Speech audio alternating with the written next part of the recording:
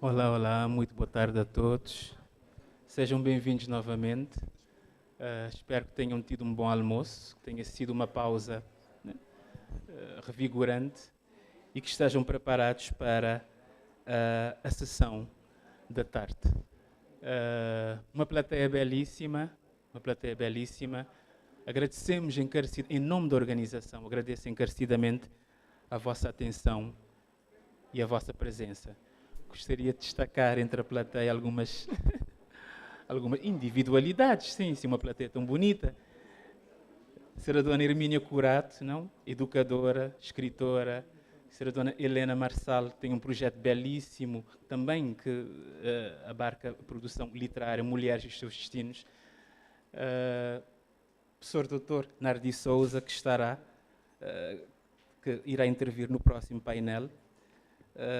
A Sheila Delgado, uma poetisa da nova geração, que há bem pouco tempo lançou um livro belíssimo de poesias e que teve o privilégio de ser amadrinhada pela doutora Vera Duarte.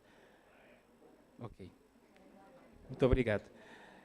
Então, damos início ao painel Literatura, Liberdade e Humanização, 50 anos de independência, que será moderado pela Sheila Delgado. Mas, antes de mais, eu queria relembrar-vos dos esforços da Câmara Municipal da Praia e da União das Cidades Capitais de Língua Portuguesa para a realização deste evento. E também a EMEP, que teve a bondade de patrocinar este evento. Eu peço uma salva de palmas, sim, se for possível.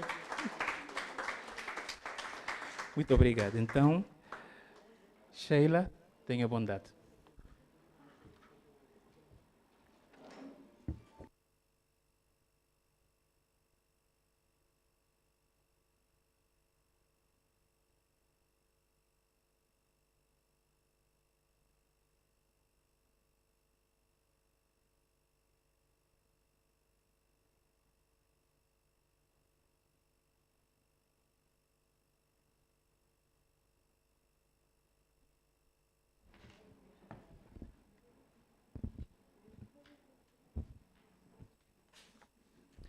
Boa tarde a todos.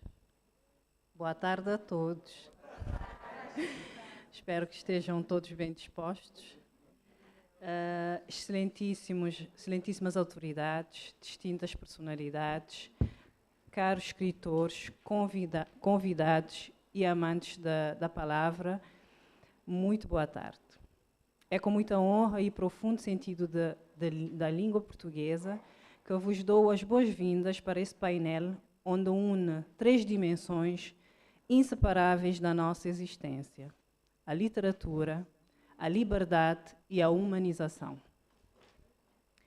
A literatura, desde sempre, o território onde o humano se revela, onde a dor se converte em beleza, a memória em resistência e o silêncio em voz.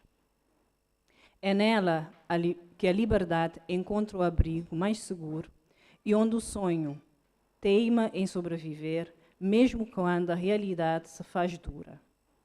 Falar de liberdade é também falar do poder das palavras. Eu digo sempre que eu escrevo para não morrer afogada com as palavras. Isso é liberdade. É nesse diálogo entre a escrita e a vida que a literatura se torna um gesto mais humano e de reconhecer o outro e de ver-se no espelho das diferenças. Antes de prosseguir, gostaria de que permitisse-me agradecer à Câmara Municipal da Praia e à UCLA pelo honroso convite e pela realização desse encontro que celebra a força da língua portuguesa e o poder da unificação da cultura. Neste painel temos conosco vozes, não é, de diferentes geografias e vivências que partilham a mesma crença, o poder transformador da palavra. Chamo para enriquecer e para compor a mesa a escritora Alice Gorete Pina, escritora e criadora de moda santomense, radicada em Portugal, cuja obra e o percurso revelam uma mulher de fronteiras entre a arte e o pensamento e também o compromisso social. Finalista e vencedora de prémios literários, é autora de textos que cruzam identidade, memória e emancipação. Tenha bondade.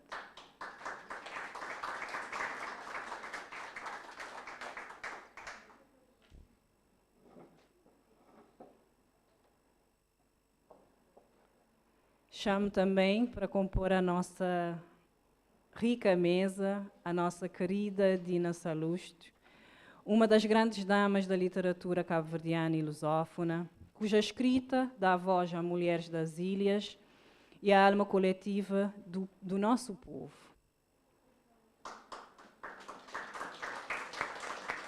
Tenha bondade.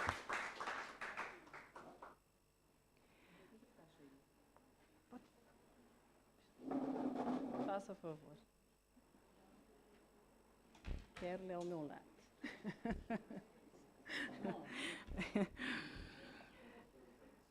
Teremos também, através de um vídeo, a professora Isabel Castro Henriques, historiadora portuguesa e referência maior nos estudos africanos, que nos fala a partir de Lisboa, pronto, através do vídeo, como já referi. Para deixar a nossa mesa mais mista, chamo o escritor e professor sociólogo Nardi Souza, professor e investigador cabo-verdiano, autor de obras de estudo sobre direitos humanos, cidadania e desenvolvimento. Tenha bondade.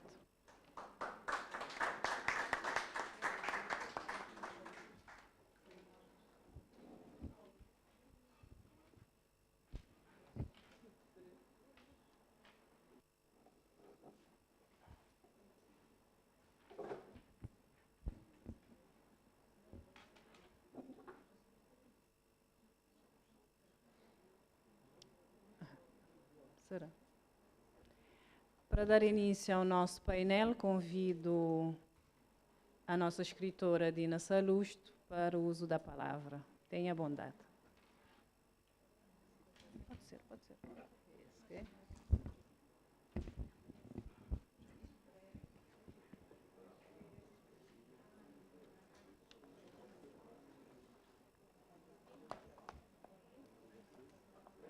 Boa tarde a todos.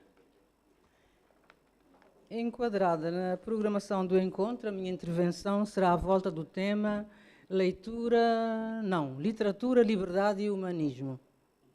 Como cenário, em celebração, terei os 50 anos de Cabo Verde independente.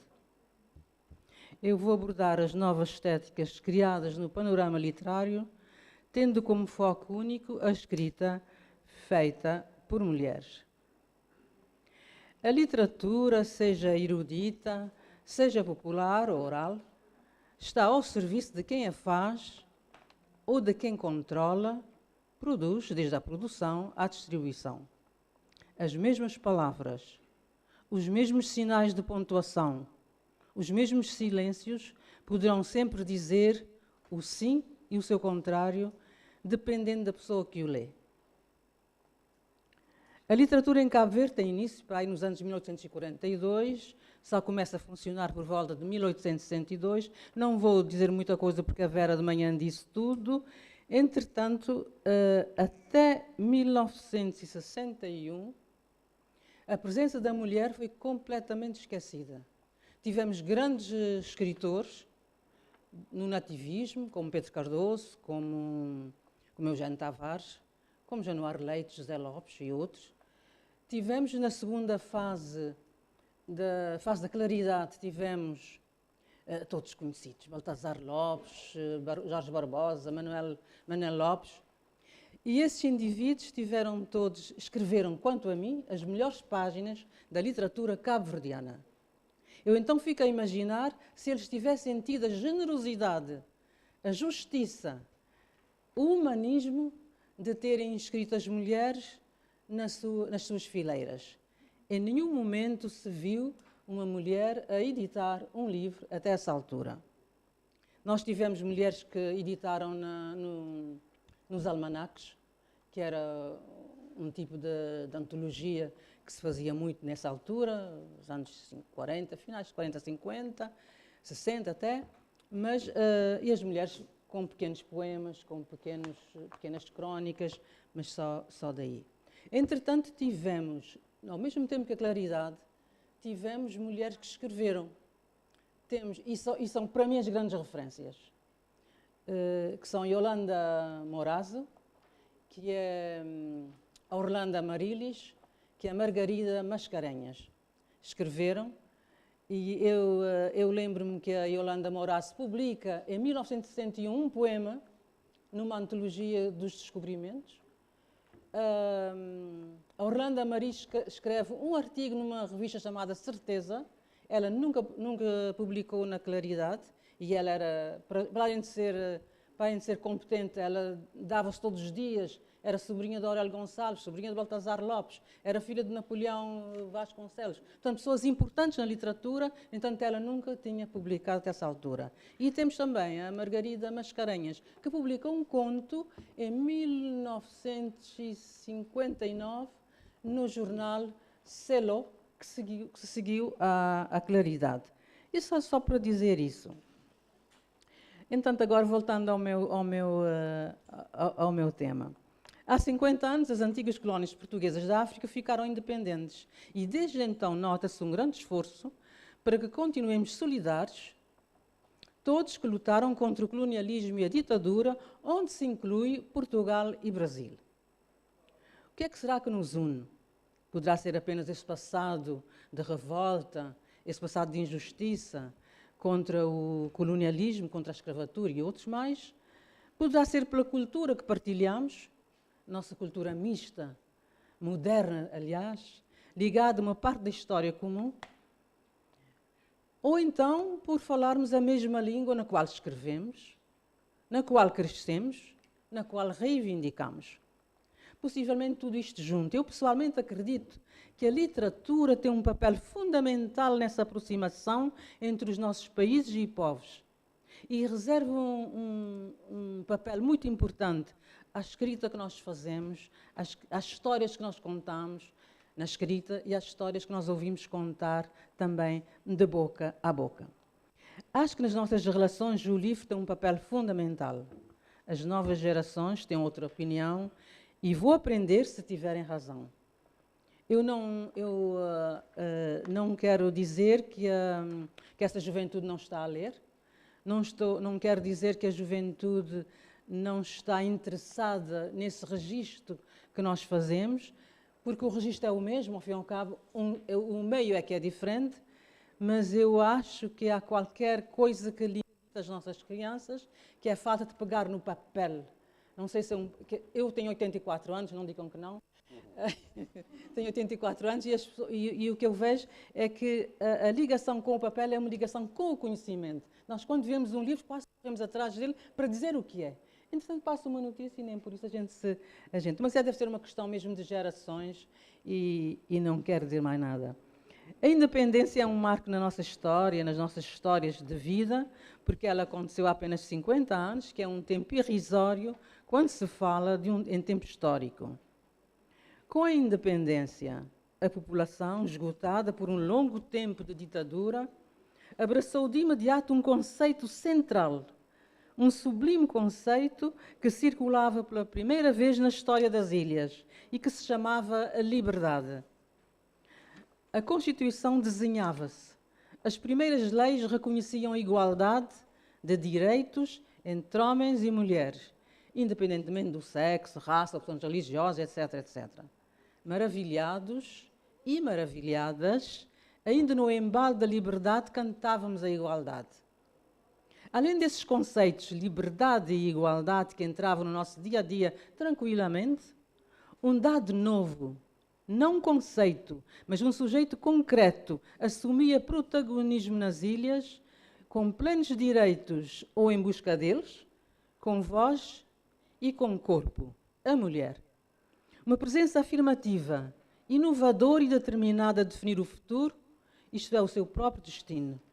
A mesma mulher que ao longo dos séculos criaram criar em Cabo Verde, no anonimato social, económico e político, criar a todos os filhos das ilhas. Todos nós fomos criados por essa mulher que esteve sempre no esquecimento quando se falou de conhecimento, de literatura, de leitura, de debate, de discussão elevada. Contudo, ainda com os sons da independência, rapidamente se compreendeu que a igualdade não é, na verdade, um ganho universal. Antes, a igualdade é um caminho em construção, um propósito a alcançar, uma guerra para lutar, todos os dias, por cada um de nós.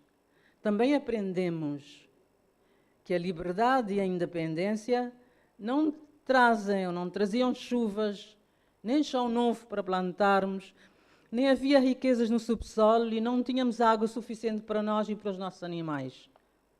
Não havia justiça imediata à nossa espera, nem havia mulheres e homens novos. Nada disso.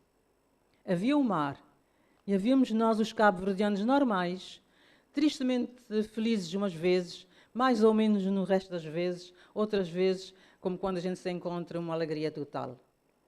Aprendemos a harmonizar a esperança, conscientes de que tínhamos um país para cuidar, uma imigração para construir, a migração é essa nossa grande ilha para incluir, respeitar e agradecer. Neste momento está a acontecer o encontro de imigrantes, o encontro de quadros cabo-verdianos imigrantes, está a acontecer aqui na Universidade de Cabo Verde.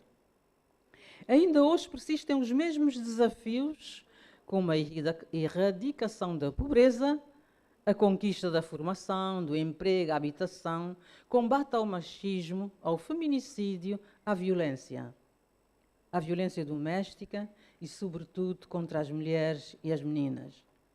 A nossa população é extremamente jovem e então o panorama com que nos deparamos quando lemos nos jornais sobre a violência doméstica é precisamente isso. Estamos a falar de jovens mulheres agredidas por jovens homens.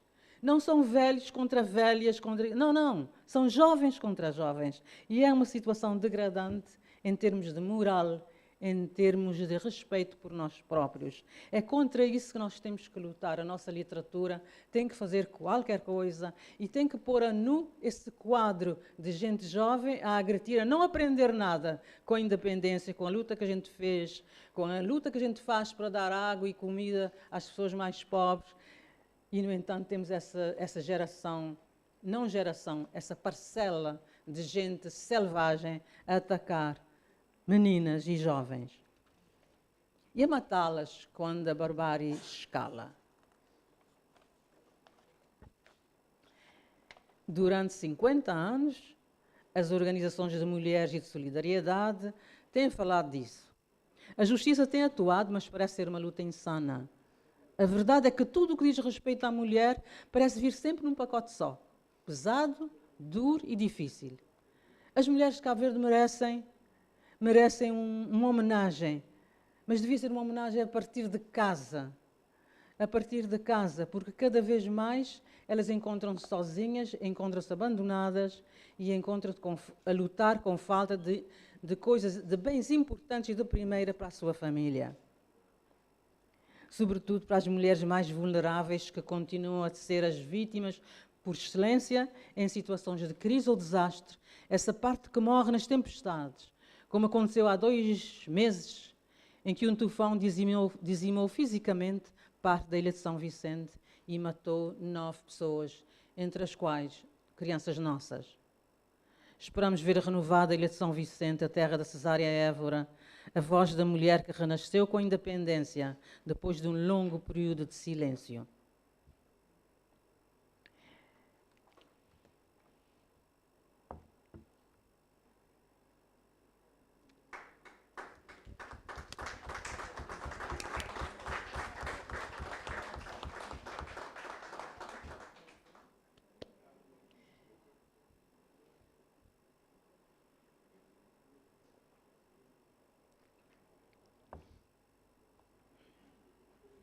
Minhas desculpas. Com a independência, a nossa cultura afirmou-se como extensão de vida cabo-verdiana e registro, como ideia principal deste texto a entrada da mulher cabo-verdiana na literatura, onde até então, depois de cerca de 150 anos, ainda não tinha publicado nenhum livro, isso eu já disse. Que caminhos essas mulheres poderiam ter construído, essas que estiveram no silêncio, se não lhes tivesse sido roubado, ou dito de forma mais amena, mais mansa, como se diz em Santo Antão, se não lhes tivesse sido impedido a caminhada literária? Estou a falar das mulheres poetas, escritoras que em Cabo Verde não tinham espaço na livraria. O que traz a mulher de diferente para a literatura após 1975?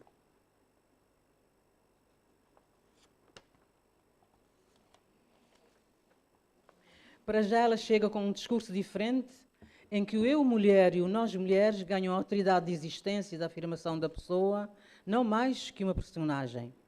De facto, mesmo quando a autora fala em personagem feminina, esta é uma mulher toda, não um experimento, uma composição ou um esboço construído. A escrita feminina dispensa a ridícula terceira pessoa, entendida ou subentendida por trás de cada fala do homem. Eu devo dizer que os nossos escritores cabo-verdianos sempre escreveram a mulher da forma belíssima, seja a mãe, seja a noiva, namorada, mas de uma forma belíssima escreveram personagens femininas. Fala do homem quando escreve e fala da vida dela, da saúde dela, tem de ser a pessoa, do estado mental dela, do estado psíquico dela, das suas dores, dos partos, dos filhos, do pensamento, dos risos dela. Isso tudo acaba quando a mulher começa a escrever ela mesma. Os académicos que reconhecem a identidade e a qualidade da escrita feminina e pelos discursos que circulam, permite-me pensar que se mais nada tivesse acontecido ao setor da cultura nestes 50 anos, o início da escrita por mulheres por si só, independentemente dos adjetivos, seria o suficiente para que se possa pensar em uma nova categoria no programa literário cabo-verdiano, tendo como marco e suporte essencial a escrita da mulher. De facto, nós temos os nativistas, temos os claridosos, temos outros e outros. Cada vez que vem um investigador preparado, grandemente preparado, em literatura e investigação literária, acrescenta mais um período, tira mais um período, adapta e adequa a divisão de periodicidade da escrita, mas não há referência à escrita da mulher. Eu defendo, portanto, esta proposta, que é de criar um período, um marco, não importa o quê, em que a mulher seja dado um espaço um espaço prioritário. Eu defendo esta proposta não em nome da dívida social e política, pelo seu afastamento dos instrumentos de desenvolvimento lá atrás, em que ela não ia à escola, em que ela não fazia cursos, em que ela dedicava-se a auxiliar a família e a construir família e a fazer filhos. Portanto, lá atrás e por muito tempo, que continua a ser uma analfabeta tradicional e histórica. Está quase. Defende a necessidade de um novo período literário, porque o contrário é apoiar e reforçar a persistência das barreiras sociais e históricas enfrentadas pelas mulheres e decidir como insuficiente a sua participação na literatura. Não destinar um período em que ela esteja em grande é colaborar com todos que são contra a liberdade e o humanismo. Porque o humanismo não existe quando se protege uma parte da população e se esquece e se despreza outra metade, em circunstâncias que forem. Eu defendo um novo período porque acho que a verdade e a autoridade com que as mulheres escrevem e falam sobre si mesmas e o mundo enriquecem o panorama literário e criam uma sociedade literária mais justa, mais inclusiva e mais plural, mais digna da humanidade que se pretende. Eu defendo porque a sua produção literária, elas influenciam também o olhar masculino, promovendo um modo mais sério e digno nos homens quando abordem nas suas escritas temáticas femininas, conquistando ou renovando o respeito da sociedade e em novas perspectivas, pelo que podemos dizer que o contacto com a escrita das mulheres foi para os homens, o Germano depois vai-me dizer, foi para os homens um ato de aprendizagem e eles tiveram de aprender a encarar a mulher como, digamos, encarariam um homem na escrita. Resumindo, a mulher na escrita obrigou o homem a pensar fora dele. Atribuir um período à escrita feita por mulheres em homenagem a 3 mulheres fabulosas, Orlando Amarilis, Yolanda Moraz, Margarida Mascarenhas. Eu acho que é um ato de literatura, liberdade, humanidade e justiça. Dirão os especialistas que os critérios da justiça e igualdade não são suficientes para decidir um período literário. Concordo. Aliás, nem sequer cogito estabelecer comparações nos diversos registros. Mas eu proponho que, se de direito, estude as obras dos últimos 60, 50, 70 anos, abertos a uma nova estética, uma sensibilidade literária diferente, sem cotas ou subterfúgios. Se no fim não se encontrar razões suficientes para mudanças, ao menos cumpriu-se. A pesquisa, muitas vezes, quase sempre, não resulta à primeira.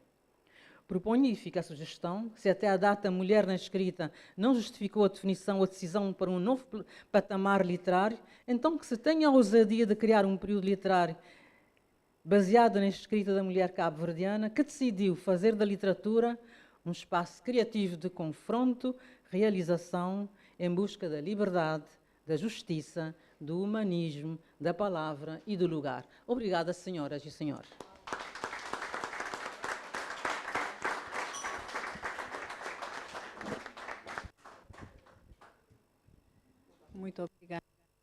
Muito obrigada, Dina Salusto, por levantar essa bandeira também das mulheres enquanto protagonistas, tanto da literatura como da cultura de qualquer país, e de Cabo Verde não é diferente. Agora, para continuarmos o nosso painel, dou a palavra à escritora Alice Pina para a sua intervenção.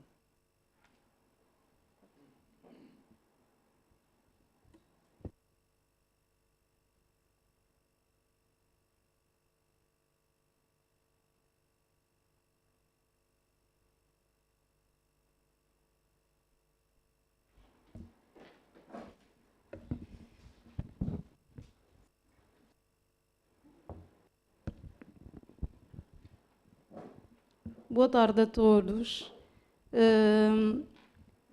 Feliz pela oportunidade de aqui estar a partilhar este espaço com grandes autores que eu muito admiro, como o Germano Almeida, a Vera Duarte de Pina, a Dina Salústio, aqui nesta mesa.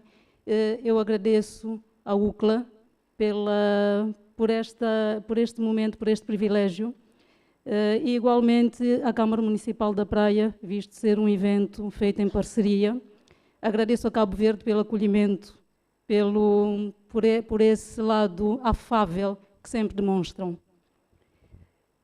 Vou ler, portanto, o meu texto e de seguida irei partilhar convosco 3 outros textos, poesia, dentro do mesmo universo de pensamento.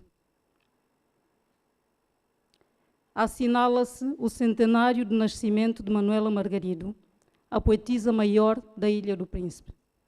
Contei-lhe: sabes qual foi a reação da alma? Sei. E eu com isso? Tu com isso? Oh, francamente, nada mesmo. Nada de nada. Qual a tua admiração? Eu bem te avisei. Cuidado com gente que não gosta de ler. Cuidadinho, minha cara amiga, cuidadinho. Uma coisa é gente que não sabe ler.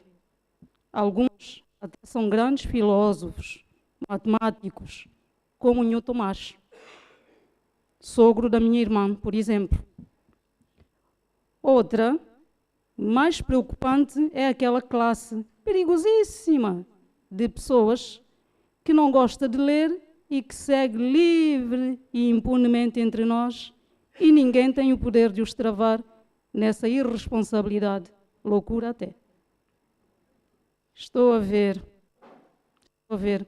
Até porque eu vivo no fio dessa navalha. Mas tu gostas, não digas gostas. Não reparaste? A maneira que tens ofendido nas tuas lives, e ele que faria 500 anos se fosse vivo. Agora, pensa.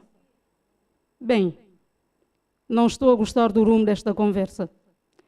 Ainda não estou pronta para a fotografia. Vou pôr umas unhas de gel. Quero pôr assim a mão para dar um certo charme. Estás a ver ou não? Não consigo me livrar da mania de comer as unhas, pá. É da ansiedade, sabes? De andar sempre a lavar a louça de todo esse povo. Eu dizia, quero pousar a mão sobre a minha bolsa da Yves Saint Laurent. Ninguém sabe que comprei na Cigana. Aprende comigo. Fico com aparência de rica, sabes? E além disso, disfarça a barriga. Não tem vida para dieta. E por que não te inscreves num ginásio se queres cintura fina? Ginásio? Ginásio? Opa, ginásio. Não acredito que me estás a dizer isso. Já eu faço há mais de 15 anos ginásio. A subir e a descer as escadas do metro, além da musculação com esfregona, a limpar todos os santos dias aquele corredor infinito que mais parece a Avenida da Liberdade. Mas pronto, vida. Já estás pronta? Estás pronta ou não? Estou quase. Espera. Deixa-me pôr nos lábios um batom preto, para me dar um ar mais dramático. Gosto de causar. Deixa-me limpar. Pensando melhor, não. Afinal, hoje não. Há dias mostrei uma certa personalidade num direto que fiz sobre os 50 anos da independência de São Tomé e Príncipe. E fui muito criticada. Não me caiu nada bem. Umas pessoas reclamavam do batom, das minhas pestanas postiças compradas com o meu dinheiro. Outras ainda, mais totós, não quiseram entender a minha revolta. A minha muito justa revolta com o estado do país. Meu tão amado país que fazem questão de transformar em cenário de filme de realizador sem visão e de atores sem talento. Uma brincadeira de mau gosto. Xê. Credo, pá. Assim nas pessoas. Como assim? E tudo que foi feito de bom nesses 50 anos? Estou a mentir, por acaso? Até uma maneira romântica de falar. Quassa mali. Mali. Coisas boas foram feitas. Mas é pouco. Coitada da Alda do Espírito Santo, que morreu sem ver a todos nós do mesmo lado da canoa. Enfim, só com Cristo. Pensando melhor, desta vez vou optar por um batom vermelho, que também é um sinal de reivindicação, de certa maneira. E quem não sabe, pensa que eu sou uma mulher estimada, que homem está a mimar com todo o luxo, sabes? Mofino, nem repara que eu pintei o cabelo. Ou se dormi sem jantar. Tipo, chega do trabalho, toma banho, janta, agarra no telemóvel a ver vídeos dos mais parvos que são postos a circular nas redes sociais. Depois dorme.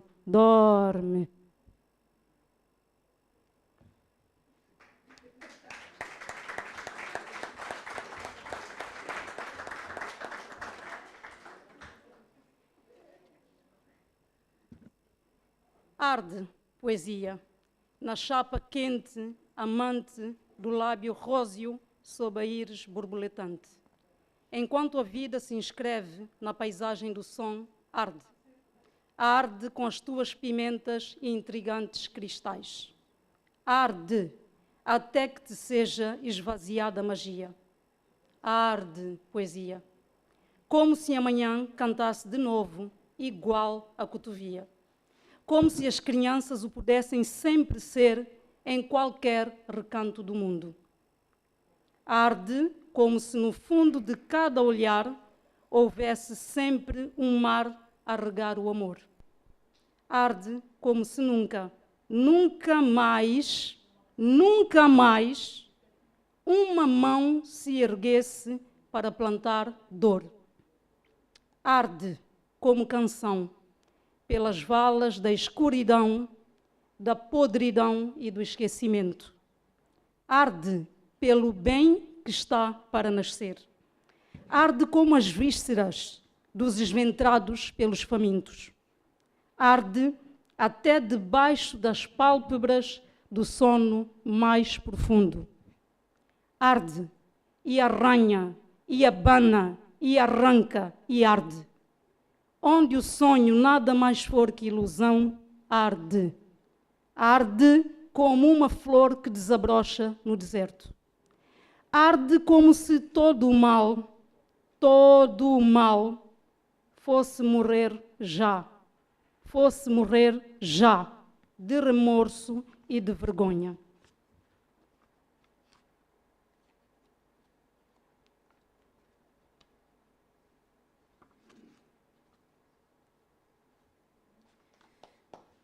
Ainda faltam 2.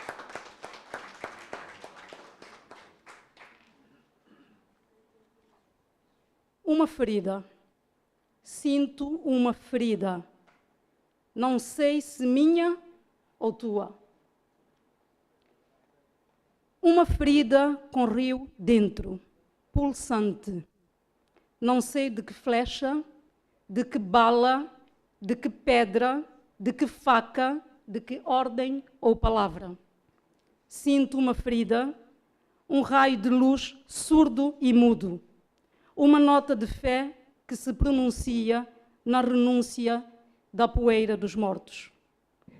Brancas, pretas, lilazes, azuis, seriam estrelas infusas no vale seco dos caminhos, por dentro da ferida que sinto. O rio, pulsante. Como embalar os punhos sobre o horror com canções de paz, na fluidez das águas despidas de mar. Sinto uma ferida, a nossa, pulsante. Como banir a esmola da mão infame que se alonga arrogante sobre a dor. Sinto uma ferida, tua, minha, do outro, na cidade despojada, no rio onde naufraga o sangue da esperança. Cantiga de sonho para Camões. O nosso pequeno mundo será o lábio lunar do poeta. Terá a espessura do sulco da vez em rio alto. Que dedos tocarão o Lusíadas para embalar as utopias dos que vivem páginas sem rosto? O nosso pequeno mundo é só uma planície sobre o eco das palavras. E nada haverá de nosso, nem das poeiras que restarem em prata líquida sobre a noite primaveril. Nada de nosso haverá. E talvez nem poeiras, ou ossos deste sol fugidio, desta brisa a trepar às escarpas. Dançaremos no vértice da luz. No vértice da luz dançaremos, com as nossas papilas enganadas pelo cheiro das maçãs. E gentil o nosso esgar lânguido como o renascer do calor. E o nosso pequeno mundo não mais caberá na palma de um adamastor. Se nada há a desvendar, além do enigma das escadas, do fôlego e dos mares. Haverá, por certo, fleuma após a morte da paixão. Amor haverá, contente, arderá, pungente. Não há já descobrimento que nos valha. As bússolas cegaram, fustigaram os caminhos na conquista de uma dor sem dono. Queimaram os mapas e esventraram as manhãs, atiçando a fúria do sol. Esqueceram-se? Cabemos no postal uno e é único o fogo que nos lava. Estaremos, porém, sempre a navegar. Sejam ou não lusas as caravelas, gigantescas ou ínfimas as epopeias. Fuga, recolhimento, morno o beijo, gélido o afago. Já não há descobrimento, nem sono haverá, nem velas que quebrem ondas desgovernadas neste pequeno mundo de que seríamos, se juntos, o dono. Talvez torrentes de regresso às naus, mas se nos derretem as pupilas ante a doçura das palavras, o nosso pequeno mundo em punhal ou em soneto se transforma. O nosso pequeno mundo não mais negará híbrida a sua alma híbrida não mais negará. Obrigada.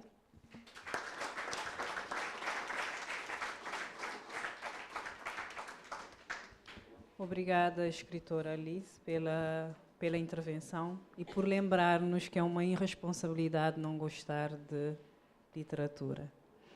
Agora passamos aqui ao vídeo da professora Isabel Castro Henrique, pelo que solicito aos técnicos que...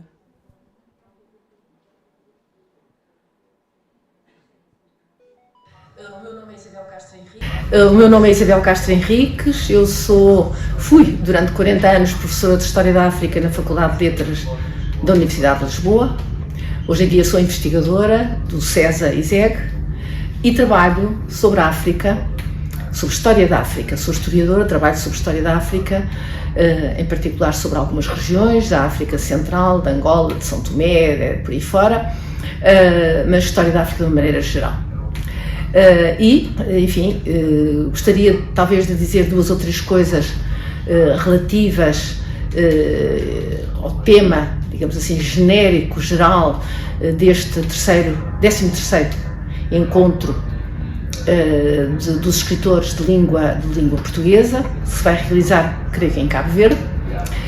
Gostaria de dizer 2 ou 3 coisas que me parecem importantes do ponto de vista daquilo que eu sou, uma historiadora, e portanto, naturalmente, a minha perspectiva é sempre uma perspectiva de longa duração, uma perspectiva que nos leva a recuar a todo um conjunto de fenómenos anteriores àquilo que são os nossos dias de hoje.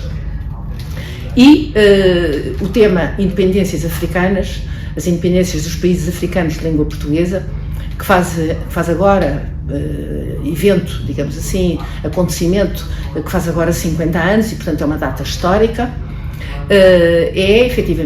foi efetivamente um momento particularmente importante da vida das sociedades africanas, da vida daquelas populações africanas dominadas pelo colonialismo europeu. Estamos a falar do colonialismo europeu em África, obviamente, e que trouxeram a liberdade, naturalmente, com todo um conjunto de problemas que andam sempre de braço dado com a própria liberdade.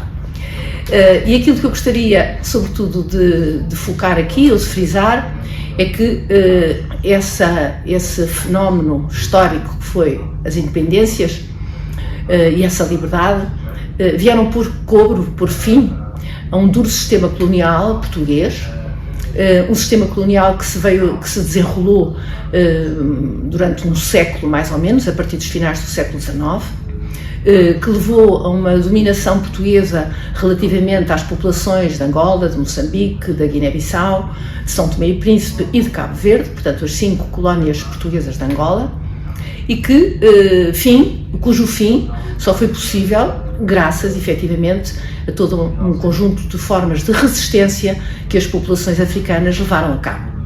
Por um lado, uma resistência armada, uma luta armada, que foi, de certa maneira, a resposta àquilo que os portugueses iniciaram, foi a guerra colonial.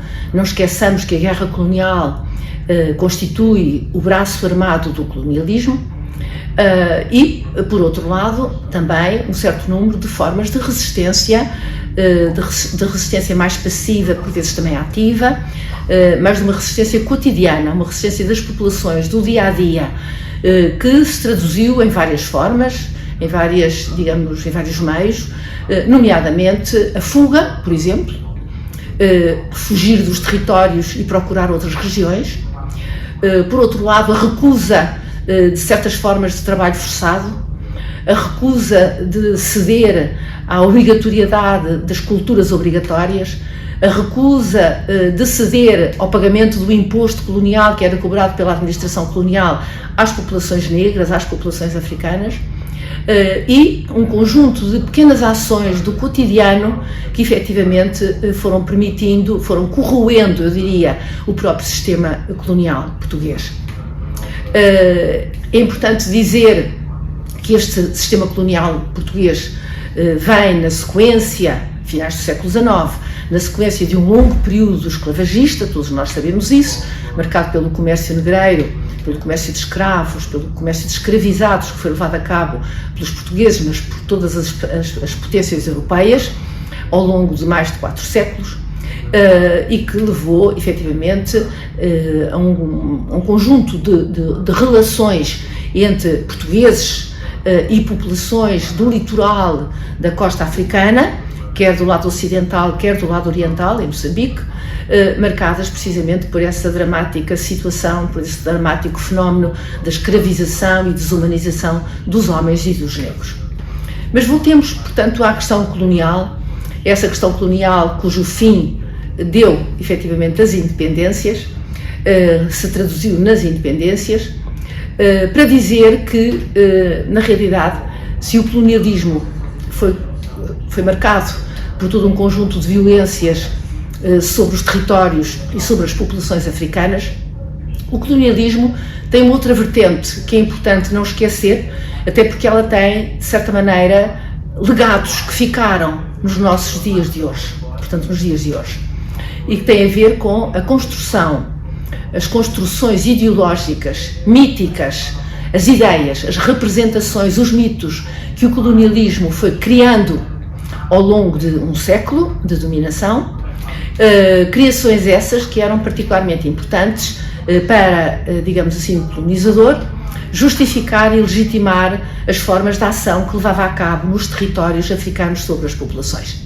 Legitimação, justificação, quer dizer ideias, quer dizer mitos, quer dizer representações que eram difundidos pelo Estado colonial de muitas formas, de maneira a chegar quer às populações portuguesas, em Portugal, quer de maneira a chegar também à África, isto é, às colónias. E todos esses elementos, ideias, representações e mitos marcaram, efetivamente, ou levaram à construção não só de uma cultura colonial poderosa, que se verificou no caso português, em Portugal em particular, mas também, até porque as coisas estão ligadas, à construção de imaginários coletivos que viviam assentes nessas representações, nessas ideias e nesses mitos. E esta é uma questão importante dos nossos dias. E é importante porquê? Porque essas ideias, essas representações e esses mitos se foram forjando ao longo de séculos, mas particularmente no último século, a partir dos finais do século XIX, criaram-se uma série de formas e fórmulas que procuravam, como eu disse, justificar as ações africanas, as ações portuguesas em África, e que permanecem até hoje como mitos que estão ainda vivos no nosso imaginário coletivo. Eu falo, por exemplo, das ideias fundamentais que levam a uma desvalorização dos outros.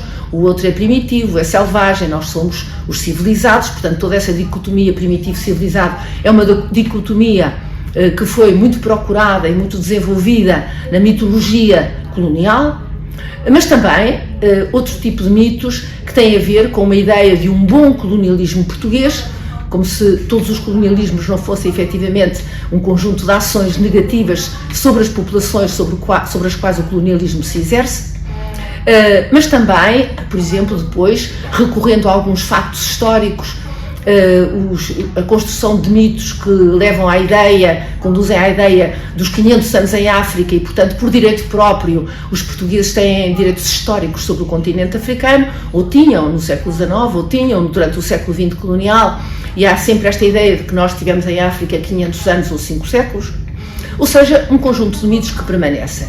E esses mitos continuam, nem todos desapareceram, são legados do colonialismo e são particularmente relevantes para a forma como nós pensamos e olhamos os outros.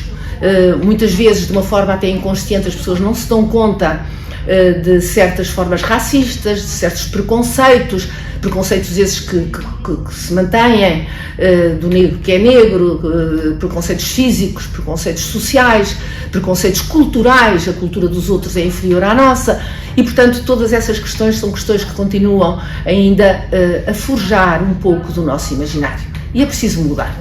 E portanto eu terminaria com uma palavra de esperança, que essa mudança está, penso eu, a fazer-se muito lentamente demais, mas a fazer-se, e essa mudança é fundamental para podermos efetivamente respeitar os outros, aceitar, digamos, e reconhecer as culturas dos outros e a multiculturalidade e, digamos, vivermos em paz e em liberdade, como quiseram aqueles que fizeram as independências da África. E eu digo isto quer em Portugal, mas quer também nos países africanos. Esse imaginário não é só português, há um imaginário também marcado por esses mitos nos países africanos de língua portuguesa. E é tudo.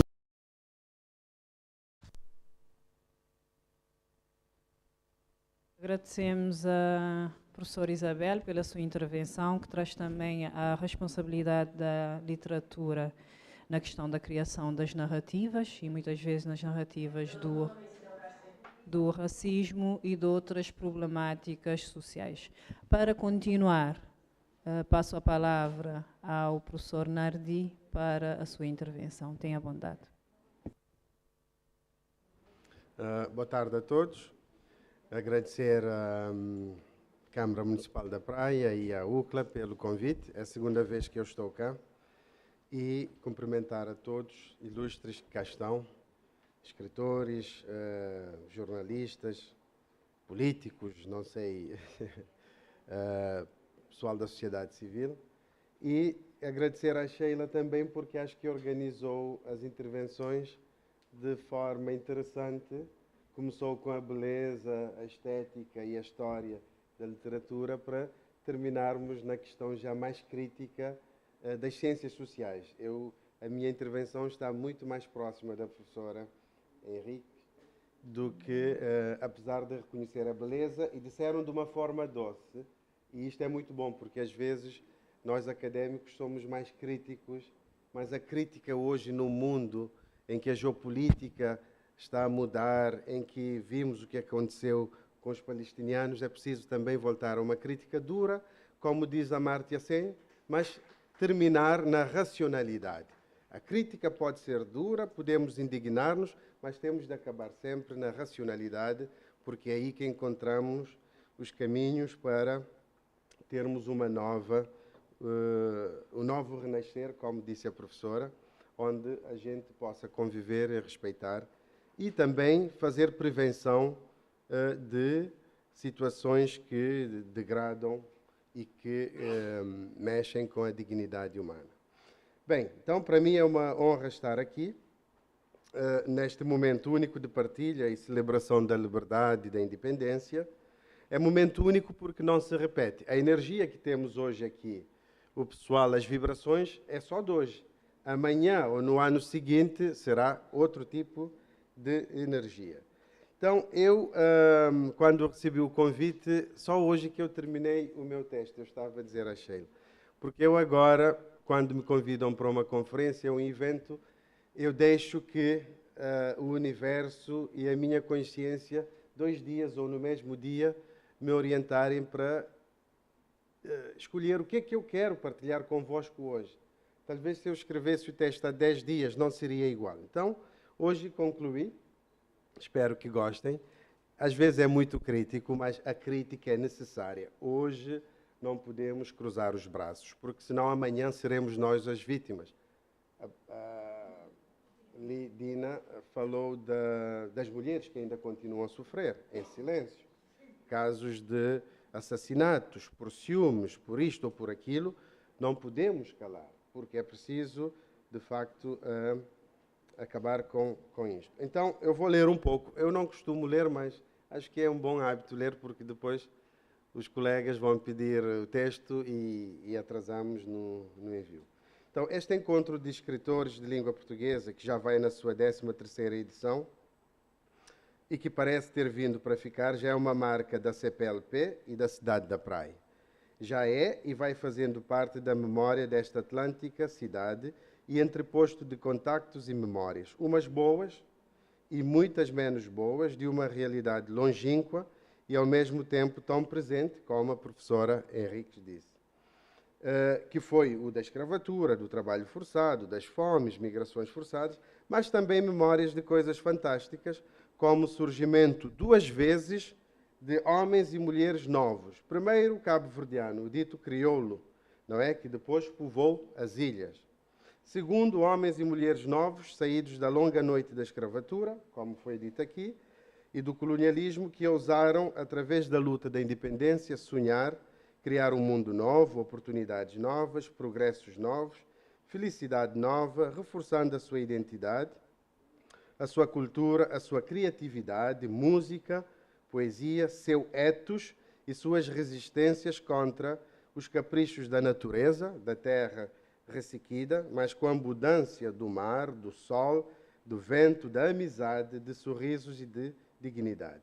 Mas também resistência contra a opressão, o colonialismo, o apartheid, o neocolonialismo, o zionismo, o racismo, o fascismo e outros tantos ismos que parecem ter vindo somente para atrapalhar o sossego do crioulo e de uma boa parte da humanidade, sobretudo do sul global.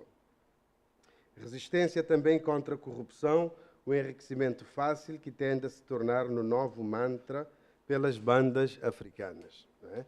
Hoje, este texto eu digo que é crítico porque quando nós olhamos para o Quênia, para muitos países, Moçambique no ano passado, também Angola, quando o próprio sistema vira contra a população, nós temos de perguntar o que é que aconteceu com as nossas independências? Por que é que os sistemas que devem criar bem-estar, criar qualidade de vida, às vezes vira-se contra a própria população que jurou e lutou defender depois de ter ganho a própria independência? Então, eu quero enfatizar que o tema proposto, literatura, liberdade e humanização, casa tão bem com o espírito cabo-verdiano. Um ser humano livre, ou que quer ser livre, com muita poesia, que se revela na música, na ginga, na sua bela língua, mas, sobretudo, no seu ethos. O cabo-verdiano sempre desejou e defendeu a sua liberdade de ser, de agir e de respeitar os outros. Essa liberdade nem sempre foi bem vista ou compreendida pelos seus interlocutores. Por exemplo, durante o colonialismo, em São Tomé e Príncipe, em Angola, na Guiné-Bissau, em Lisboa, nas Europas e nos Estados Unidos da América. O seu amor pela liberdade era e é tão forte que foi chamado de faquista em Angola, em Lisboa, por se defender dos abusos coloniais e racistas, de rebelde em São Tomé e Príncipe, de terrorista juntamente com os seus irmãos guineenses durante a luta de libertação. É verdade, já fomos chamados de terroristas, sobretudo aqueles que, como Amílcar Cabral, Pedro Pires, Aristides Pereira, Titina Silá, Domingos Ramos, lutaram contra a opressão, contra o colonialismo, o fascismo e a miséria. Sim, já estiveram na lista dos mais procurados pela PIDE, quiçá pela CIA e outras malditas agências de países considerados democráticos. O engraçado é que essas agências do dito mundo civilizado planeavam ataques, matavam, cortavam as liberdades, utilizavam bombas napalm e nós, os cabo-verdianos, por resistirmos, por falarmos a nossa língua, éramos tratados de terroristas, de agentes desestabilizadores. Imagina, nós que nunca colonizamos, que nunca pirateamos, que nunca financiamos um golpe de Estado em outro país território, que nunca criamos bases militares noutras latitudes, que não as nossas, que nunca conspiramos contra outros regimes, que nunca financiamos grupos armados, rebeliões, fomos tratados de terroristas. Este espírito crítico é muito importante para a gente fazer o balanço da história e decidir de que lado nós queremos estar. Ainda hoje, a desconfiança para conosco parece ser grande. Quando vamos ao Centro Comum de Visto, não há sorrisos. Eu considero o Centro Comum de Visto a prisão e o hospital instituições totais, como diz Goffman, porque o indivíduo vai lá e perde todo o sorriso. Prisão, porque é desagradável. Hospital, ninguém quer ir. Centro comum de vista para um africano, para um cabo-verdiano, também é como prisão e hospital. O preço de um agendamento ultrapassa tranquilamente os 2.000 euros, enquanto um europeu que chega a Cabo Verde paga 30 euros e não precisa de marcação ou agendamento. Quando chegamos a Lisboa, Paris, Boston, não encontramos música, tapete vermelho e coquetel como aquilo que os nossos ministros oferecem quando o novo voo é inaugurado no Sal e na Boa Vista. Encontramos muitas vezes um exército de agentes nas fronteiras que mais parecem as versões modernas da PID e da Gestapo, quais ministros com coquetel e flores à espera. Esta é uma realidade e nós, para lutarmos contra estes abusos, contra essa assimetria, se não tivermos este espírito crítico, o escritor, o jornalista que passa a mensagem, nós não vamos reduzir esses traumas e esses obstáculos que violam a cidadania, que violam os direitos. Então, esses agentes de fronteiras que olham para nós com desconfiança, que muitas vezes fingem não saber da nossa existência. O nosso país é tão pequenino que muitos dizem, epá, vocês onde é que ficam? Na Itália, na Ásia, não é? O cabo-verdiano sofre isto, o complexo da pequenez. Às vezes não sabem, temos de pegar o mapa. Então, e num passo em falso, estão prontos a mandar-nos de volta aos trópicos, lugar de onde nunca deveríamos ter saído. Caso eu não tenha a cópia de um contrato de trabalho, não é? Comigo, e mesmo que tenha um visto válido para 50 dias, um oficial de Boston é capaz de agir instrumentalmente, xingando-me, dizendo que ninguém tira férias de 50 dias. É o que está a acontecer com os imigrantes. O coitado nem sabe que em Cabo Verde as férias se acumulam. Não é verdade? Vocês que trabalharam desde a independência. E que o nosso capitalismo inexistente, ou ultra periférico, não permite receber semanalmente, como nos Estados Unidos, e que a nossa economia não é atrativa o suficiente para eu dispensar as férias, como fazem os norte-americanos, que são malucos pelo dólar, a alma suprema que veneram. Não compreendem isso. Porém, o mais grave é que eu, como cabo-verdiano, ainda não tenho a liberdade de escolher passar 50 dias num país europeu ou americano, apesar do visto Schengen no passaporte dizer que tem direito a até 90 dias ou 5 anos nos Estados Unidos, agora reduzido para 3 meses pelo magnata Donald Trump. Onde está a minha liberdade como cidadão global, pertencente ao planeta Terra? Fanon, Cabral, Diop, Aimé Césaire continuam atuais. Onde está a liberdade do africano de viajar, de se expressar? Se mesmo nos nossos países os nossos governantes retiram nas nossas liberdades, então onde está esta liberdade? Seja o que for, ainda não granjeamos a liberdade, nem económica e muitas vezes nem cultural. Atenção, ao procurar um visto para viajar, não quer dizer que troco a minha terra, a minha música, o meu bem-estar tropical por outros mundos, outras latitudes, onde vejo gente cansada, triste, estressada, a correr atrás do meio de subsistência para poder ir ao centro comercial aos fins de semana, passear no Chiado, em Orleans ou na Fifth Avenue. Adoro o meu Tarrafal, o meu Santiago, o meu Cabo Verde. Hoje tendo a sair por 10 dias. Passado esse período, começo a ficar fadigado, com vontade da energia verdiana. A propósito da resistência, gostaria de trazer para aqui, que é a última parte, um grande escritor cabo-verdiano, Jorge Barbosa, a humanidade e simplicidade da sua poesia, parafraseando Ondina Ferreira. Barbosa escreveu um texto em 1956, sua intervenção na célebre mesa redonda sobre o homem cabo-verdiano, organizada pela Agência Geral do Ultramar, sob coordenação do professor Almerindo Lessa e realizado na cidade do Mindelo. Esse texto de Barbosa respondia a uma das questões propostas por Almerindo Lessa, que dizia: a indolência cabo-verdiana é fruto do clima e do tipo de alimentação ou consequência de uma doença de vontade? Essa provocação não caiu bem a um digno cabo-verdiano como Jorge Barbosa.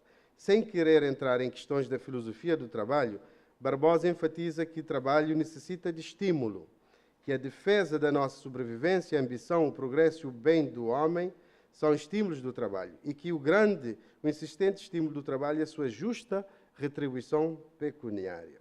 Que estímulo pode ter o homem pobre da nossa terra para o seu trabalho? O único será o da sobrevivência. Mas este, quantas vezes não fica anulado por um germe de silenciosa revolta que reside no fundo das almas?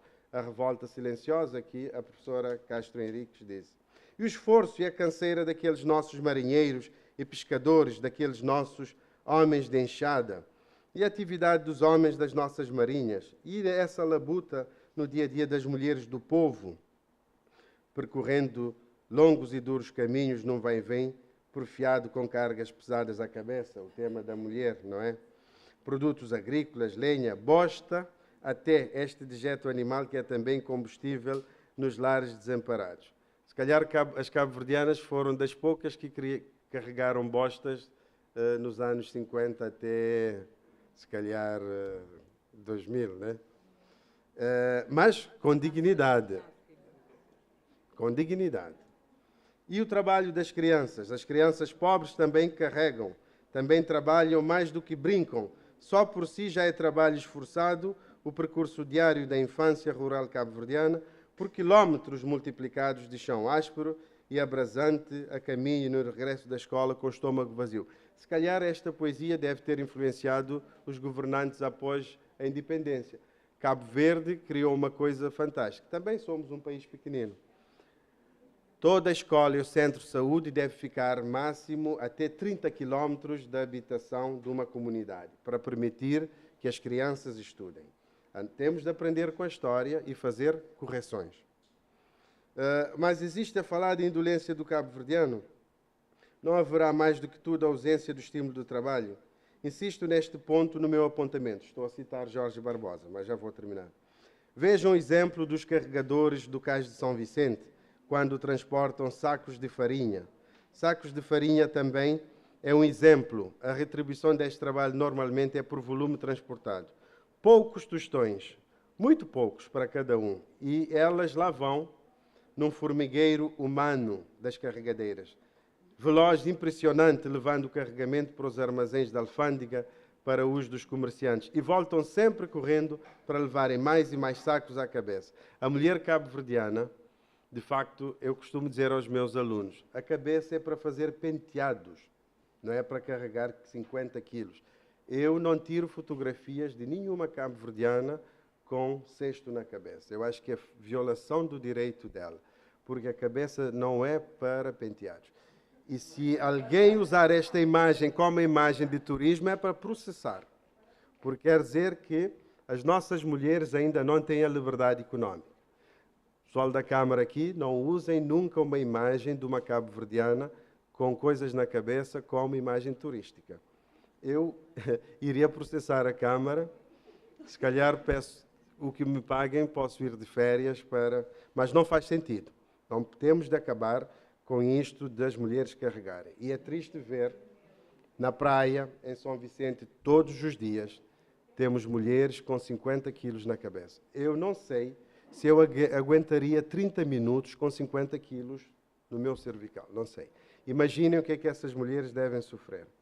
E voltam sempre correndo para levarem mais e mais sacos à cabeça.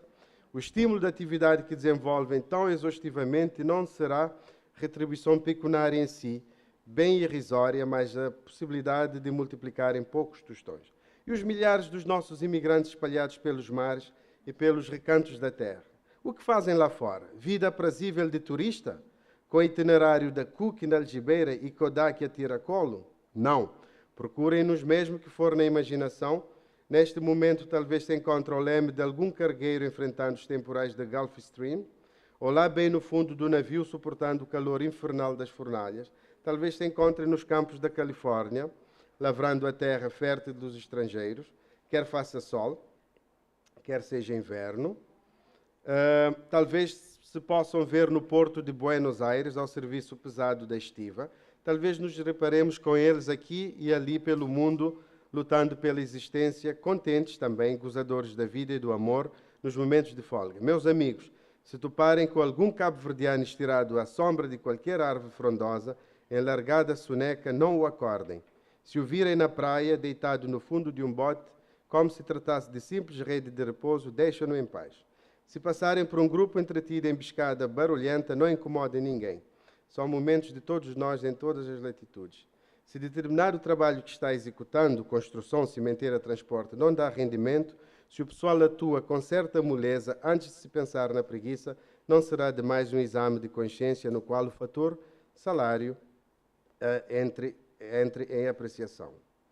Ele fala de insignificantes lavradores, etc, etc. Então, termino, para deixar uma parte do texto, porque o texto já vai longo, para dizer que os 50 anos mostraram um cabo-verdiano digno, lutador, construtor, dialogante e amigável, que construiu um país com trabalho, cooperação, solidariedade internacional dos imigrantes, junta à mão muita música, poesia, literatura e ciência.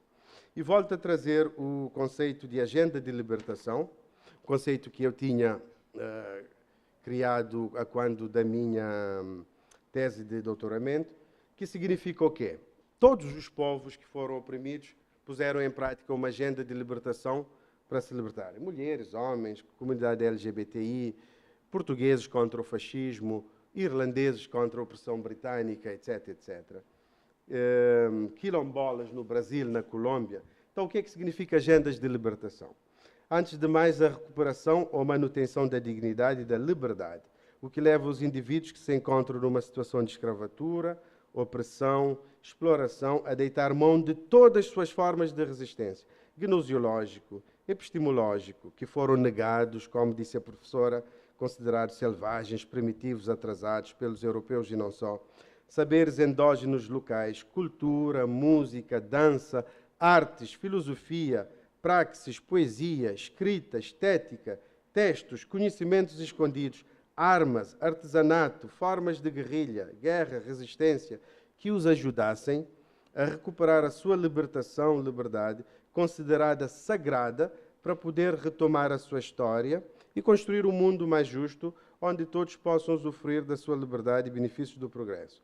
Então, a literatura, a liberdade e a humanização precisa de uma atualização permanente desta agenda de libertação para o bem da humanidade e, sobretudo, dos afrodescendentes e outros povos, como os palestinianos, por exemplo.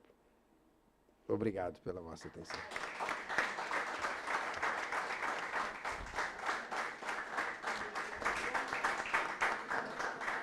Muito obrigada ao professor Nardi pelo texto, pelo belíssimo texto crítico, mas também poético, e dizer-lhe que gostei bastante e que também gosto da pena crítica. A minha poesia é crítica, Brasil faz isso muito bem e temos que fazer também, não é?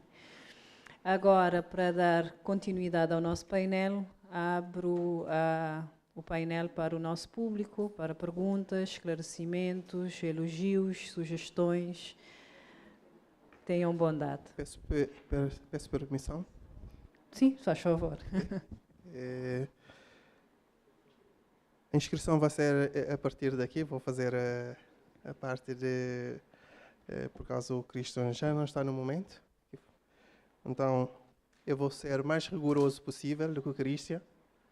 Temos 2 minutos. Vamos inscrever 4 pessoas na primeira. Se os 4 cumpriram 2 minutos... Vamos abrir mais perguntas. Eu vou marcar daqui. Temos primeiro. Tem mais pessoa? Para inscrever? Se não temos mais, vamos começar. Pode passar o microfone. Ok. Imita-me. Olá. O tempo. Olá, 2. Boa tarde a todos. Primeiro agradecer aos colegas por estas brilhantes intervenções. Eu acho que cada um ao seu modo e à sua maneira foi capaz de nos fazer refletir aqui sobre este tema, a literatura, a liberdade e a humanização. Eu fiquei muito tocado com este conto da Gorete, que traz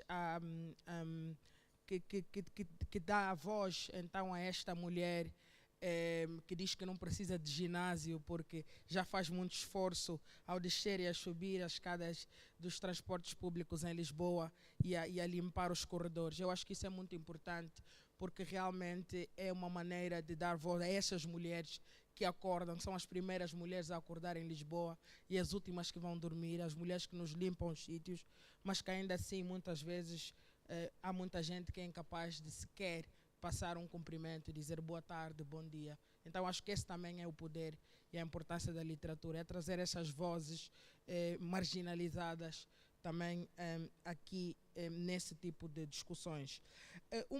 Uma questão muito importante que eu acho que foi levantada na intervenção da Cota, é assim que diria em Angola, Dina Salusto, é a questão, por exemplo, Cota, que é a forma que tratamos os nossos mais velhos, né, em Angola, é a questão da formação dos novos leitores, né?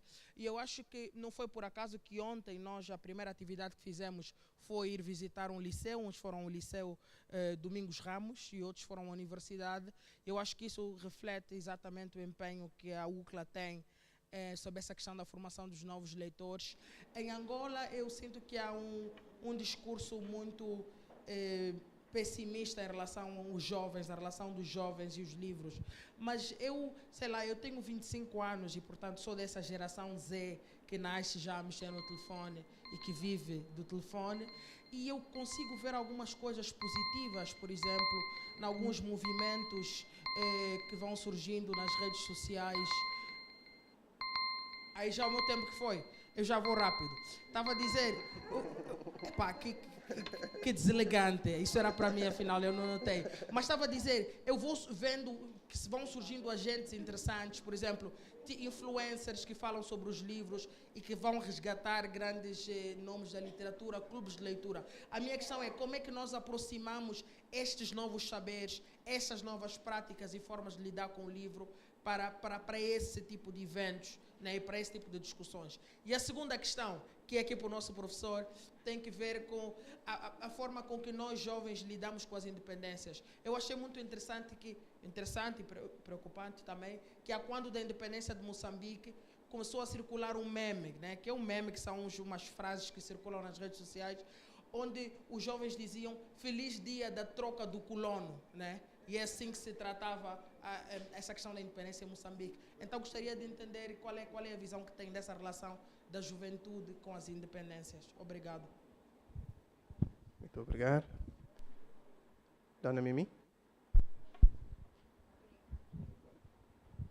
Bom, muito obrigada.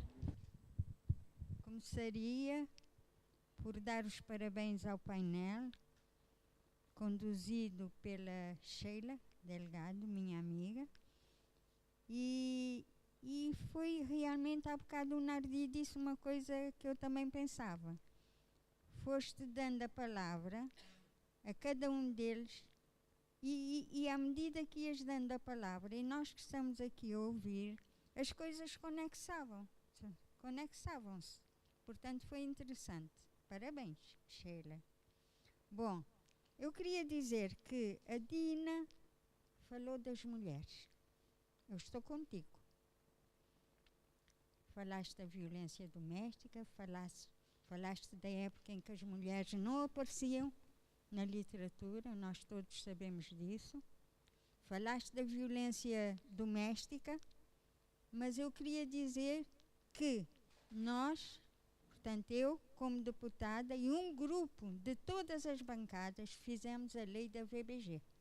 E quem a apresentou lá em cima fui eu, que era, portanto, a coordenadora daquele grupo de trabalho. E a partir daí, muita coisa mudou, portanto. E foi uma mulher que fez a apresentação dessa lei. Foi interessante a forma como abordaste a mulher. Alice Goretti de Pina, de São Tomé e Príncipe, que eu conheço, um país lindo, lindíssimo, muito bonito. Eu achei interessante a forma como a Alice apresentou a sua comunicação, porque à medida que ia falando, ia mudando a voz. Quando dizia alguma coisa que feria, que ardia, nós sentíamos isso por causa da mudança da voz. Parabéns também. Isabel Castro Henriques, de Portugal, no vídeo. Ela falou muito, mas eu tenho que reduzir, não é? Tenho que resumir. Ela falou de muita coisa, falou do colonialismo e tocou em muitas feridas. Ela tocou em muitas feridas e eu achei isso interessante. Ela ter tocado em muitas feridas que nos levam a pensar, a refletir, a mudar. E, por fim, o meu amigo Nardi Souza, também, como sempre, trouxe-nos aspectos muito interessantes, muito críticos também. Ele é uma pessoa crítica e é bom que seja. E falou da escravatura, dos cabo-verdianos também que saíram da escravatura, depois da independência, a resistência contra a opressão, o fascismo, a corrupção, etc. E tocou em pontos muito importantes para nós. Muito obrigada a todos. Doutora Vera.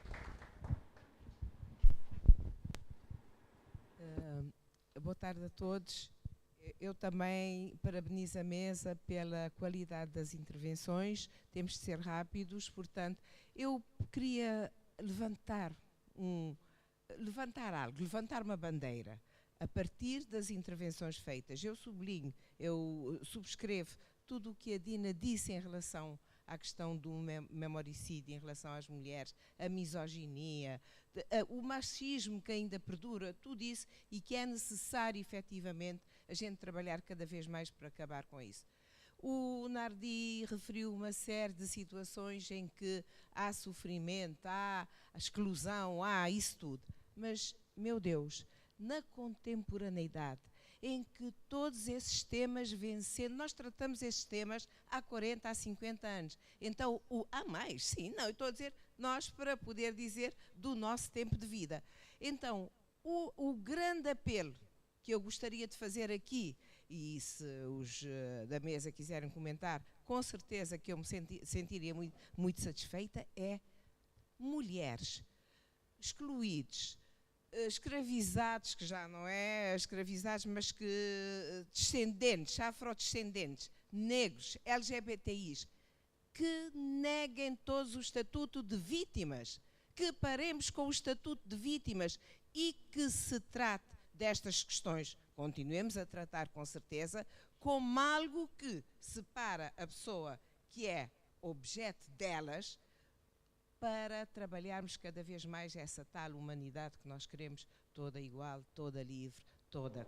Para não sermos vítimas, já não há direito das mulheres estarem-se a sentir vítimas. Têm de enfrentar os negros, todos. Temos de negar com força o estatuto de vítimas. O que eu gostaria de ver em todos os aerópagos onde a gente se discute as questões de exclusão, de racismo, disso tudo, é que efetivamente nós negássemos veementemente o estatuto de vítimas. Obrigada.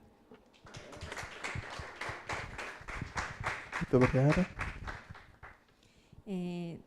Eu sou uma estrangeira, há 2 anos aqui na Cidade da Praia, e a Cidade da Praia me fez começar a escrever poesia. E uma das coisas que mais me chamou a atenção quando eu cheguei na praia foi a quantidade de homens que eu vi e vejo todos os dias sentados e a quantidade de mulheres que eu vi e vejo todos os dias carregando coisas. Né? Isso é uma coisa que é impossível não ver. Né? E eu converso muito e dialogo muito com as minhas alunas na UniCV. Isso não é uma realidade diferente no Brasil, mas é uma realidade muito visual na Cidade da Praia. Em outras ilhas, as outras ilhas que eu tive a oportunidade de visitar e de conhecer, não, porque eu estive em outras ilhas como turista. Aqui eu sou residente. E eu escrevi uma poesia logo no começo, que eu cheguei, porque é uma coisa que me impactou muito, depois de ter lido também um texto de uma pesquisadora cabo-verdiana que estudou no Brasil, que é um país de mulheres governado por homens, de uma pesquisadora que se chama Roselma. Mulher carrega, homem senta. Assim é Cabo Verde. Mulher sobe a ladeira com peso na cabeça. Água, lenha, feira, criança, vida. Homem assiste da sombra. Fala alto, ri, espera o almoço. Mulher anda, homem descansa. Assim é Cabo Verde. E ninguém pergunta se dói, se cansa, se quer. Mas, um dia, ela vai largar o fardo do chão e levantar só o que é dela, a cabeça. E é isso que eu digo para as meninas na UniCV. Se empoderem, tirem esse capuz de vítima, carreguem o que for necessário carregar durante o dia para usar as tranças que vocês podem usar durante a noite, porque ninguém pode impedir vocês de usar as tranças, mas vocês precisam reverter essa situação, porque é uma situação que todos os turistas, a gente não consegue impedir que os turistas cheguem e fotografem as nossas mulheres no platô, andando de costas, carregando alguma coisa em cima da cabeça. É a foto clássica que o turista leva, porque é a cena que nós vemos todos os dias na nossa vida real. Não é uma cena montada para turista ver, é a nossa vida real. E aí nós precisamos pensar como cidadãos cabo-verdianos. Eu me sinto uma abadia branca, eu já sou uma brasileira cabo-verdiana. O que nós podemos fazer para mudar essa situação para as nossas estudantes, para os nossos jovens, para as nossas crianças na escola? E aí a gente entra no discurso, no debate que o evento traz para a gente também, e que eu acho que a gente pode aprofundar melhor, que é a independência através da literatura e também através da inteligência artificial, porque a inteligência artificial não é só má, a inteligência artificial é boa, e a gente está em Cabo Verde muito atrás ainda do que o mundo está da inteligência artificial. Nós precisamos trazer inteligência artificial para dentro de Cabo Verde para que a gente consiga ser esse país que a gente quer, de resultados mais rápidos no setor de venda de passivos que a gente não tem, porque a gente não tem água, a gente não tem planta, a gente não tem bicho. O que a gente pode vender é tecnologia. E para ter tecnologia, a gente precisa ter inteligência artificial. Então, é um diálogo que a gente precisa trazer para o debate junto com a literatura. Espero que vocês tenham gostado da minha poesia. Muito obrigado. Passo a responsabilidade novamente para a mesa.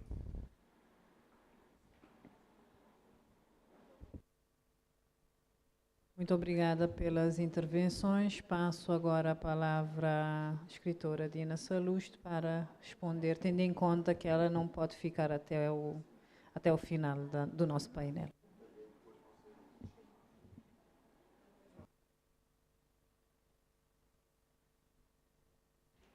Quer dizer, foram mais questões, afirmações do que perguntas, não é? Eu acho que vou falar da formação de novos leitores que o amigo de Angola, eu adoro Angola, que o amigo de Angola apontou. Os novos leitores estão sendo feitos como nós fomos feitos, nas escolas, com os livros, e eles têm outros instrumentos, porque têm as redes sociais, têm as conversas mais abalizadas, porque os jovens de hoje são muito mais, têm muito mais meios de conhecimento do que nós tínhamos. Portanto, eles têm, sei lá, têm conhecimentos da inteligência artificial, dos debates, dos escritores, eles têm rádio, televisão, cinema e tudo mais, que os põe em contacto com um mundo de conhecimentos. Então, esse mundo dá-lhes também indicações de como devem ser leitores, novos leitores. Eu costumo dizer aos meus alunos, quando os encontro, eu escrevo para os jovens. Portanto, vamos escrever de maneira simples? Não. Vamos escrever normalmente, porque os jovens vão ler qualquer livro. Quando querem ler, vão ler qualquer livro que lhes apareça para a frente. E depois estão a ler muito nas redes sociais. Eu tenho uma neta de 14 anos que me fala imenso de leituras. Pode ser, eles não leem como nós líamos, que era a B, a B, a C, lá. Eles leem mais por imagens, por memórias. Eles quando estão a ler num livro, não leem palavras, eles leem ideias. Pode ser que eles não aprendam a escrever, mas eles aprendam a decifrar o que está lá escrito. E isso é o que os meus, pelo menos as minhas crianças, os meus netos, me costumam dizer, que eles e leem muito. Estão sempre com aquela coisinha lá das mensagens, mas entre uma coisa e outra vão pesquisando, vão lendo. Eu acho que era isto. Depois eu queria dizer para a professora Hermínia Ferreira, minha amiga Mimi, que de facto a lei o BVG, a IVG, interrupção voluntária de gravidez, contra a violência de são medidas que foram tomadas na Assembleia por pressão da sociedade civil, orientada, dirigida por mulheres. Nós, todas mulheres, votamos em vocês, mulheres, para estarem no Parlamento, para lutarem pelos nossos direitos. Quer dizer, nós não votamos à toa para Mimi ser deputada. Votamos porque nós pensamos que os nossos direitos vão ser melhor defendidos por mulheres. E daí tu teres apresentado a lei do IVG e outros. Que eu vou ficar... Eu também tenho uma... Bom, começando o nome do colega Israel. Eu nasci em 75, eu sou geração da independência. Eu acho que, como disse, eu tenho interessado ultimamente pela geopolítica. As coisas não são o que parecem ser. Países como Angola e Moçambique, de facto, quando olhamos para os dois partidos, 50 anos é demais. E a democracia que o Banco Mundial e o Ocidente impôs à África não ajudou a África. É um modelo que não funcionou. Por quê? Porque democracia em países com uma taxa de analfabetismo de mais de 60%, 80% não funciona. E devia haver um período de maturidade.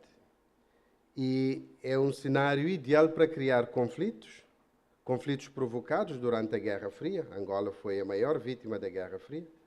Batalha de Cuito-Cuanavale, né? Conhece bem. E isto, os países ricos tiram recurso a baixo preço. Minérios, ouro, petróleo. Né? Os países mais ricos tiram recurso a baixo preço. Isto é uma política, geopolítica mundial. Angola e Moçambique foram vítimas da guerra e depois os dirigentes não souberam, de facto, fazer essa transição para a democracia e não houve tempo, 40 anos de guerra civil. Agora, lutaram para a independência, progresso dos povos, têm de materializar isto. Mas a juventude quer mudança, eu também acho que a mudança é muito boa, mas também tem que compreender que há cenários mundiais de desestabilização dos países ricos em minérios, que é preciso entender, porque a África está no centro da tempestade. Tudo que o mundo precisa, Europa, Estados Unidos, está em África. E esta nova geopolítica entre a China, vocês viram agora, travou a venda de terras raras para os Estados Unidos, vai bloquear durante 5 a 10 anos a evolução tecnológica dos Estados Unidos. E temos de preparar para mais desestabilização e conflitos em África. Então, é um assunto que levaria a uma outra discussão, acho que não é o âmbito da literatura, mas os jovens têm de ler mais, têm de ter uma cultura política, compreender a história, desde a Conferência de Berlim, escravatura, como disse a professora Henriques, até hoje, qual é a função da África na economia mundial. Os africanos não têm noção de que são os africanos que alimentam a economia mundial. A África perde, segundo os meus cálculos, cerca de 1 trilhão de euros por ano. O PIB mundial é à volta de 100 trilhões. Estados Unidos, 30 e tal, China, quase 30, a França, 4 trilhões. A África perde 1 trilhão por ano. Quer dizer que a África é uma doadora líquida de crédito para a economia mundial e nós não temos consciência disto. Então é um debate muito profundo. Os jovens têm que ler, como disse aqui, têm que estudar, porque os ignorantes não vão compreender e poderão, em casos de ter hoje muitas igrejas evangélicas estão a entrar na política, candidatos que põem joelho no chão e rezam e levam esses jovens atrás. Também não sairemos de uma ditadura para outra ditadura religiosa ou espiritual. Isto não faz sentido. Esta é a minha leitura. E quanto à questão, eu não sei se a Vera, nós não somos vitimistas aqui. Não, eu não disse que vocês são. O que eu disse é que nós temos que fazer um brado, digamos, para o mundo. Não, sabe porquê? Olha, o que aconteceu... Não, eu sei. Não, isto... Não, para mim é uma coisa ultrapassada. Eu não tenho problemas de vida, até porque eu sou crítico quanto à situação mundial. Agora, viu o que é que passou na Palestina? Ninguém imaginava que depois da guerra do Iraque iríamos ver bombardeamentos live, crianças a morrer. Espera, todo mundo ficou calado, União Europeia, Estados Unidos e meia África. Todo mundo viu milhares de crianças serem bombardeados e nós ficámos calados. Isto não é vitimismo. Criticar é voltar à humanização. O que o Trump está a fazer nos Estados Unidos é fechar museus afrodescendentes para negar que houve escravatura, mostrar pessoas com as costas todas rasgadas de chicote, para as crianças norte-americanas não sentirem traumas do passado. Imagina, isto é gravíssimo. Apagar a história para não sermos... Não, eu não estou a dizer a minha crítica mundial. Se cairmos nisto, daqui a 10 anos voltaremos muitas vezes a situações delicadas e os partidos da extrema-direita na Europa que querem tirar direitos, que querem mexer com a constitucionalidade, porque, como disse a professora Castro Henrique, o outro ainda está no imaginário, no subconsciente, como aquele que não tem direito, aquela que não tem direito, que muitos dizem que vivem de subsídios do Estado. Eu vejo sempre imigrantes a trabalhar. Eu acho piada alguém dizer que imigrante vive de subsídios e as pessoas acreditarem. Então, só para terminar, fazer esta crítica, se nós ficarmos silenciados, nós voltaremos a ser vítimas dentro de pouco tempo. Agora, a questão, a professora como é que se chama? Karina, assim, eu acho, a reflexão eu entendo, mas dizer que o homem cabo-verdiano não trabalha é uma má imagem que estão... Espera. Posso terminar? Não, para um estrangeiro ouvir que o homem está sentado e a mulher não trabalha. Eu trabalho com dados da saúde, indicadores. Mais acidente de trabalho em Cabo Verde, população masculina. Pessoas que caem do andaime e morrem. Pescadores que desaparecem no mar. Eu disse, as mulheres, eu disse que a cabeça é para fazer penteados. Nós ainda não levamos os direitos econômicos e culturais à nossa população. Temos uma bolsa de pobreza muito forte e eu sou, de facto, muito crítico quanto às políticas públicas. Temos de tirar a mulher desse fardo. Agora, dar uma ideia de que o homem está sentado. Vocês sabem que os homens são os que mais apanham AVC em Cabo Verde. Por quê? A mulher, antigamente o homem trabalhava, a mulher era doméstica. Não estudava, questões do tempo. A mulher aceita ser mãe e viver à custa do marido. Hoje, um homem que vai para o desemprego e fica 2 anos desempregado, corre o risco de ter AVC porque diz, tu não podes viver à custa da tua mulher. O homem faz isto de bom grado, assume uma família, trabalha 10 anos sozinho, mas quando perde emprego há uma pressão social de que o homem é malandro, está a viver à custa da mulher. Para melhorarmos a saúde do homem e criar uma simetria nas relações, não temos de ser extremistas na crítica. Temos é de ver onde há falta de cidadania, onde os recursos não estão a chegar e equilibrar. Mas, pelo que entendi, dá uma ideia de que os homens estão a passear com as mãos nos bolsos. Eu sei que não é isso, mas é preciso... Porque...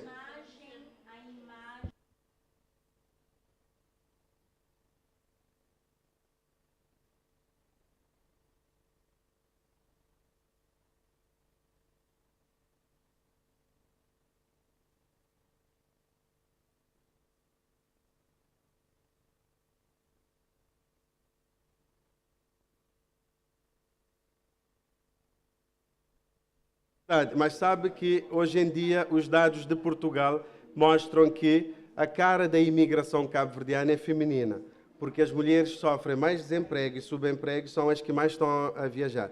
É verdade, pode dar uma falsa imagem, mas temos de enquadrar bem, porque quem sofre mais acidente de trabalho, quem morre mais sério por questões laborais é o homem. Então temos de...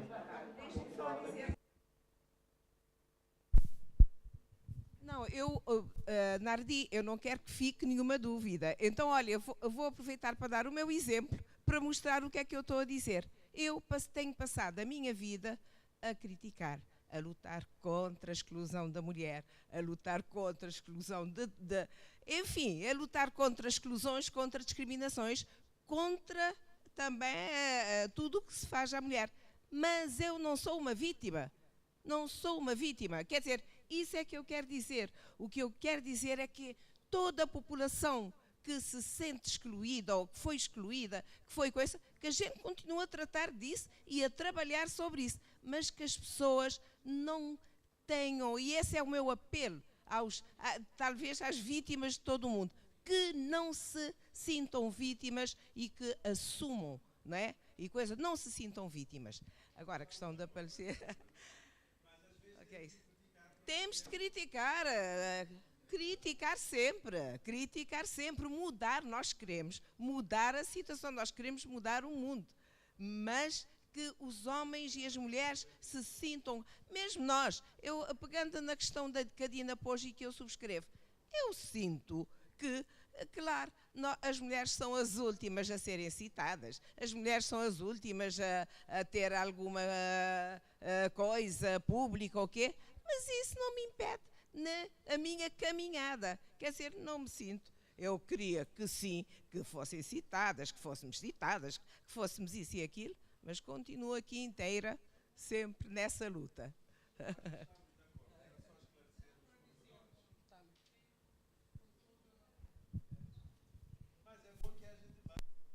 Pode trazer o microfone aqui para o nosso professor aqui, só por favor. Já. Alô, boa tarde a todos.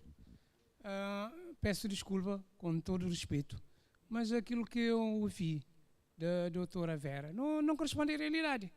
O mundo é completamente diferente. Se olharmos para a universidade, eu sou docente em várias universidades. Portanto, mais de 70% dos nossos alunos é de sexo feminino. Portanto, se nós olharmos para a nossa administração pública, mais de 60% é de sexo feminino. Ok? Portanto, não há discriminação. E pelo contrário. Portanto, evidentemente, temos de analisar isso. E não chegar a dizer as coisas para baralhar as pessoas. Não. Temos de analisar e utilizar os dados estatísticos. Portanto, isso é fundamental. Falar de acordo com os dados estatísticos. Obrigado.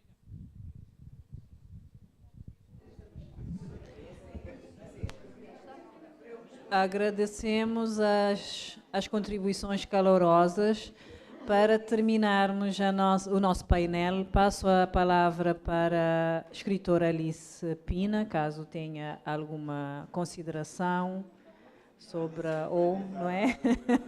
Não é na fogueira. Né, para uma palavra de conclusão, caso queira.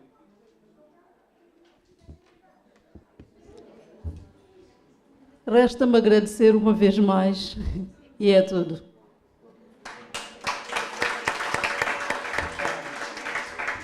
Agradecemos a presença de todos.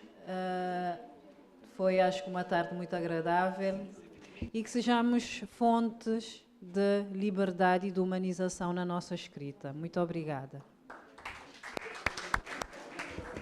Muito obrigado.